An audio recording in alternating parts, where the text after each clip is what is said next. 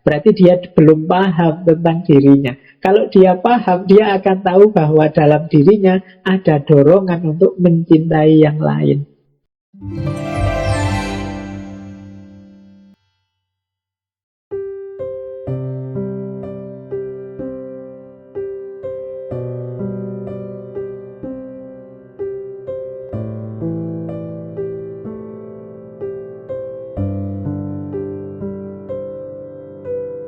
Mari kita pahami batas-batasnya cinta diri. Cinta diri itu baik, cinta diri itu penting, cinta diri itu kuncinya kebahagiaan, cinta diri itu kunci kesuksesan hidup kita. Tapi hati-hati, ada batasnya juga. Ini saya ambilkan beberapa pikiran para filosof tentang batasnya cinta diri, biar kita tidak keliru. Yang pertama dari Aristoteles, ini termasuk sesepuhnya para filosof. Cinta diri itu kalau dalam istilahnya Aristoteles namanya philautia. Ini teman-teman boleh buka bukunya Etikanya Aristoteles, buku 9 bab 8. Ini tentang philautia. Kata Aristoteles, mencintai diri untuk mencapai keuntungan pribadi yang tidak beralasan itu buruk. Tetapi mereka yang mencintai diri untuk mencapai prinsip-prinsip yang baik adalah jenis kebaikan terbaik. Meskipun kata Aristoteles, jenis cinta diri yang pertama ini yang sering ada dalam diri kita. Jadi cinta diri itu kalau targetnya adalah kesenangan pribadi saja, keuntungan pribadi saja, ini negatif kata Aristoteles.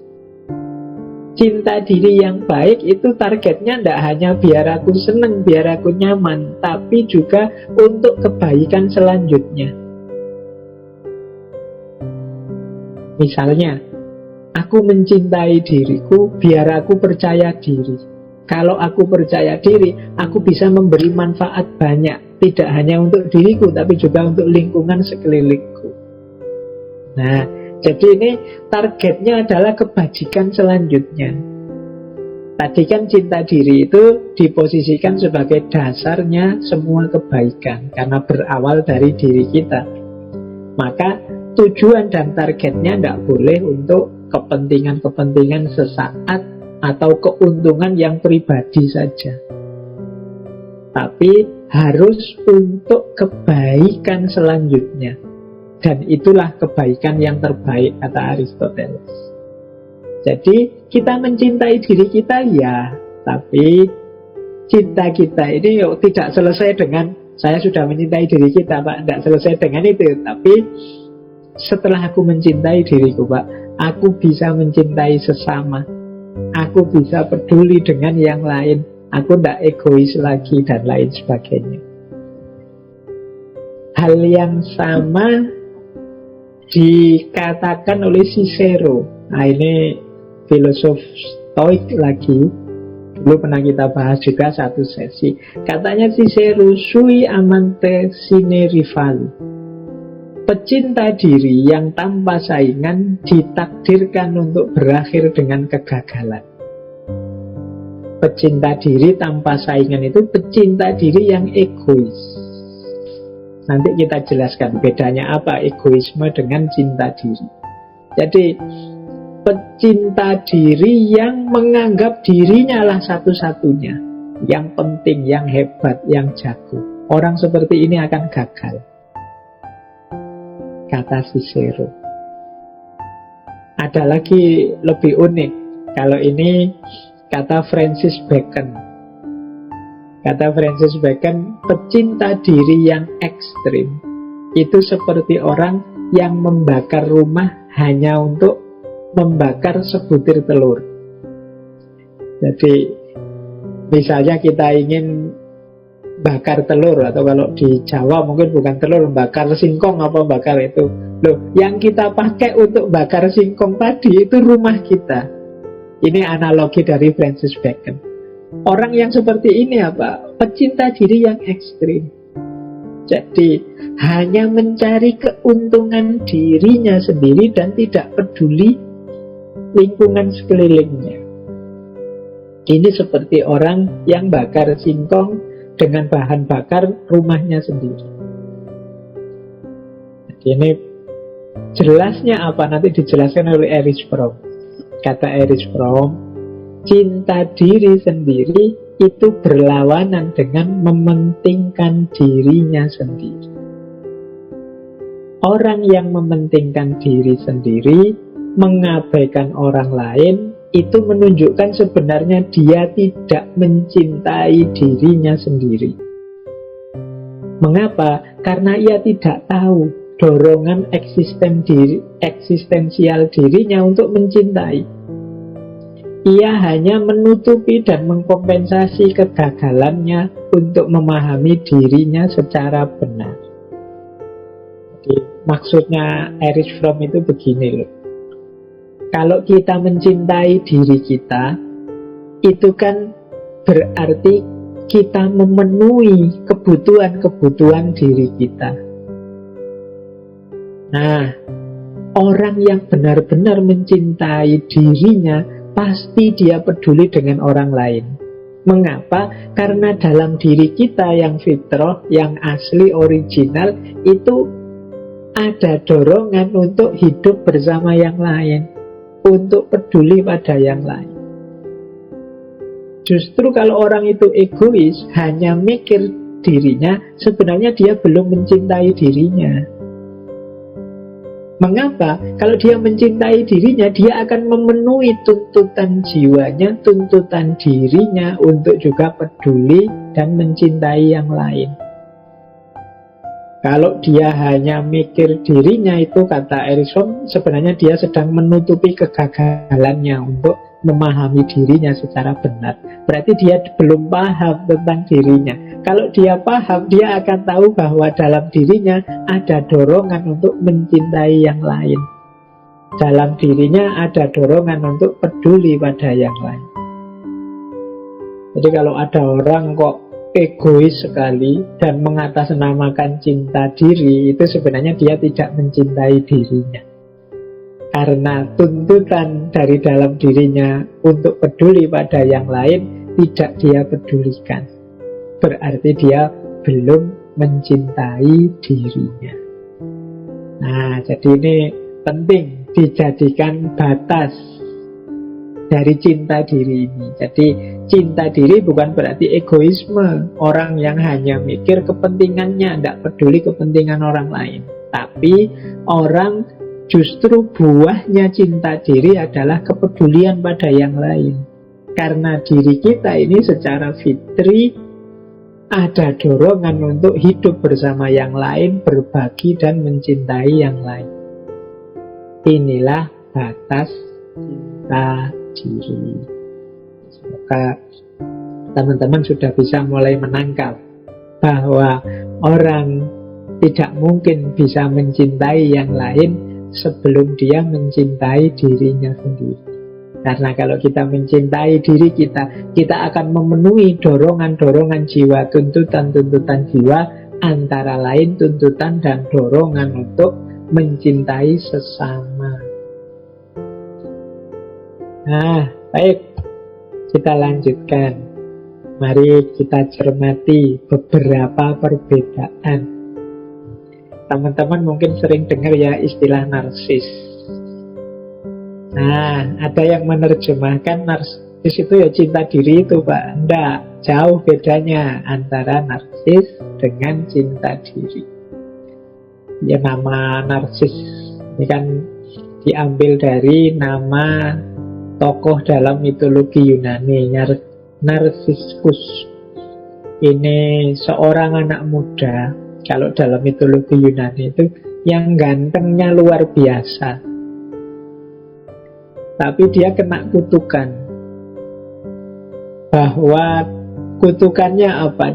Kalau dia berkaca dan melihat betapa tampannya dirinya, dia akan terpesona dengan dirinya sendiri dan tidak akan berani berpaling dari dirinya. Ini narsiskus. Jadi dalam ceritanya dia ini terus satu ketika melihat wajahnya di air, di telaga. Dari pinggir telaga dia lihat wajahnya. Begitu lihat betapa dirinya ini sangat tampan, betapa dirinya sangat rupawan, wah dia terpesona sendiri dengan dirinya. Jadi terus dia tidak berani noleh lihat wajahnya, terus saking kagumnya. Pokoknya saya tidak tahu apa ada di antara teman-teman sini kalau pas berkaca itu terus kagum sekali dengan aku kok cakep banget ya, aku kok ganteng, aku ini kok cantiknya luar biasa. Terus saking terpakunya melongo saja di kaca. Nah, ini yang dialami oleh narsisus itu begitu. Jadi dia terkagum-kagum dengan dirinya sendiri sampai kemudian terpaku di situ, tidak pindah-pindah. Nah itu kalau dalam ceritanya ini sebenarnya kutukan. Jadi dia ini karena ganteng sering nolak orang yang melamar dirinya. Nah, di antara yang melamar itu kemudian mengutuk dirinya bahwa mentang-mentang kamu ganteng saya, atau mentang-mentang kamu cantik saya tembak kok ditolak. Yo nanti kamu akan tidak dapat jodoh, kamu ya dapatnya dirimu sendiri saja, dan kamu akan mati karena dirimu sendiri. Nah itu jadi akhirnya dia hanya lihat gambarnya sendiri di air, terus dia terpesona kagum di situ terus. Ada yang bilang nanti dia ini berubah jadi bunga. Ada bunga itu namanya bunga narsis. Bunga narsis itu yang bunganya indah sekali, kombinasi antara warna putih dan warna kuning. Coba teman-teman googling cari bunga ini. Nah akhirnya apa? Orang yang mengagumi dirinya secara berlebihan disebut narsis. Kita hari ini kan sering mengkritik orang narsis. Kadang-kadang nggak asli pun kita sukanya luar biasa. Misalnya pakai kamera yang bokeh, pakai kamera-kamera terbaru, itu kan wajah kita yang biasa-biasa pakai HP yang bagus itu kan jadinya ganteng, jadinya cakep. Itu pun kita senengnya luar biasa. Kita tiap hari pakai itu, kita share, kita sebar kemana-mana. Ya tidak apa, manusiawi orang seneng dengan dirinya. Tapi kalau di tahap berlebihan, itu nanti jadinya narsis. Jadi cirinya narsis itu mengagumi diri secara berlebihan, menganggap dirinya paling penting, ingin selalu dikagumi dan jadi pusat perhatian, sensitif kalau dikritik. Mungkin bagi dia dunia ini kiamat kalau dikritik. Jadi dia ini menganggap dirinya ini perfect. Jadi mengagumi diri secara berlebihan dan menganggap dirinya paling penting. Dunia ini dianggapnya berputar di sekeliling dirinya saja. Kalau misalnya jalan-jalan di mall itu dia merasa, wah ini semua orang mesti melihat padaku ini. Aku tak cuek saja lah, biar saja orang lihat aku. Memang aku ini ganteng kok, memang aku ini cantik kok. Nah ini gayanya orang narsis. Dan ingin selalu dipuji, ingin selalu jadi pusat perhatian. Sehingga kadang-kadang terus jadinya agak over, banyak tingkah. Ini cirinya orang narsis. Nah kalau dikritik, sensitifnya luar biasa. Wah sekarang kok gemukan ya misalnya. Oh itu bisa panik gitu kalau orang-orang yang menganggap dirinya harus selalu ideal. Padahal mungkin tadi yang ngomong gak niat ngeritik sih, dia cuma komentar asal-asalan saja kok. Sekarang gemuk itu mungkin niatnya malah mau muji bahwa wah sekarang makmur. Tapi karena tadi sudah citra dirinya saya gak boleh jelek, begitu dikritik wah kamu kok agak gemukan, oh itu sensinya luar biasa. Nah ini cirinya orang narsis. Narsis tidak sama dengan self love. Antara lain bedanya ini. Kalau orang narsis itu dia haus pujian.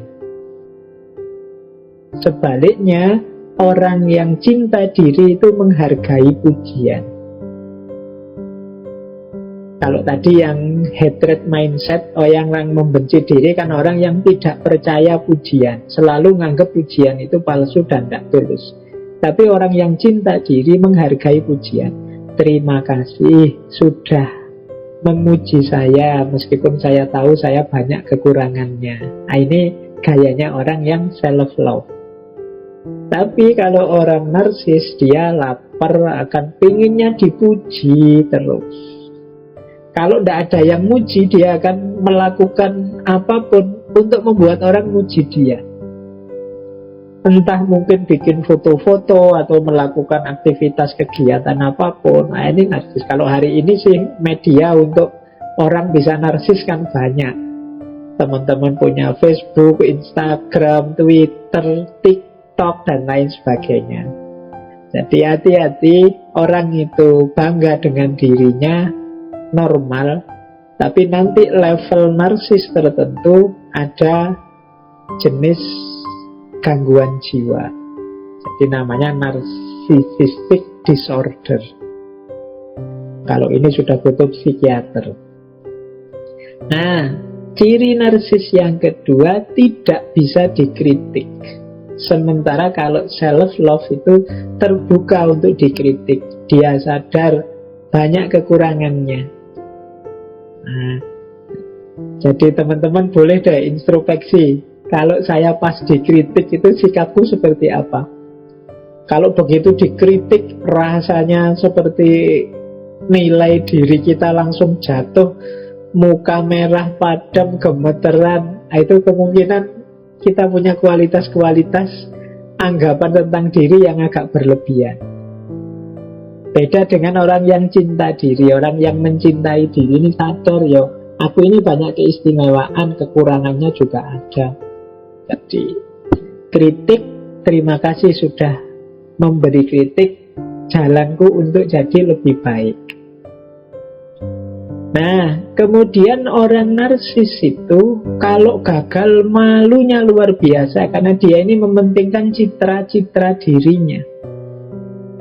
Malu terhadap kegagalan-kegagalan. Sebaliknya, orang yang mencintai dirinya sadar bahwa ya memang aku ini bisa saja gagal. Tidak ada yang memastikan orang itu sukses terus. Ya kecewa kalau gagal, wong manusiawi. Kalau tidak kecewa namanya bukan manusia. Bahwa ya memang dirancang, diusahakan kok gagal, ya memang kecewa. Tapi tidak akan terpuruk.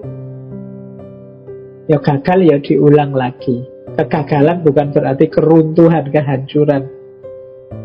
Nah, ini gaya orang self, masih mencintai dirinya meskipun mengalami kegagalan dan kecewa dengan kegagalan itu. Beda dengan kelompok yang narsis tadi. Kalau narsis ini ya begitu gagal rasanya kiamat sudah. Dia malunya luar biasa. Nah, narsis ini juga ada indikasi seperti egoistik. Dia merasa lebih baik dari orang lain. Makanya dia sensitif dengan kritik. Jadi kalau ada orang kritik, dia merasa harga dirinya langsung jatuh. Sementara orang yang self-love, itu dia nyaman dengan dirinya, meskipun dia tahu ada kekurangan. Makanya di awal-awal tadi dijelaskan orang yang mencintai diri itu dia tidak banyak mengeluh, meskipun tetap melakukan perbaikan-perbaikan diri. Jadi ini bedanya. Kalau teman-teman merasa kok aku merasa lebih terus ya dibandingkan yang lain, jangan-jangan ada kualitas-kualitas narsis. Tidak sadar bahwa di sekeliling kita itu banyak orang yang lebih dari kita. Di sekeliling kita juga banyak orang yang mungkin setara dengan kita. Jadi tunggale ya oke, kita tidak satu-satunya.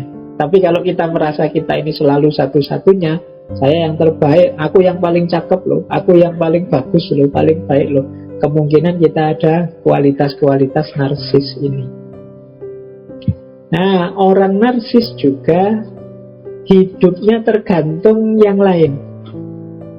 Maksudnya tergantung yang lain itu ya komentar orang, dukungan orang, like-nya orang ini jadi kunci dalam dirinya.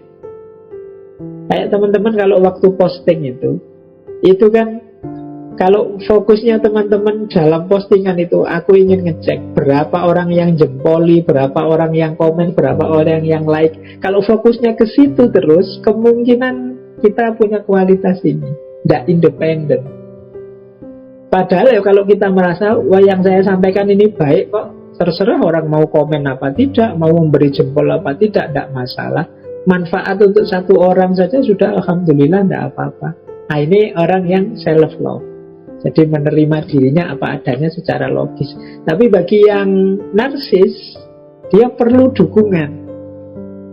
Meskipun kontennya misalnya YouTube, kontennya bagus-bagus, manfaat, tapi ketika tidak ada yang like, tidak ada yang jempoli, tidak ada yang komen, terus dia gelisah berlebihan, kemungkinan ada kualifikasi ingin menonjolkan citra diri atau narsis ini.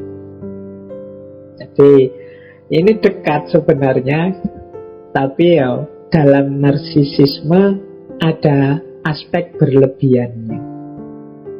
Jadi antara mencintai diri dengan mengagumi diri secara berlebihan.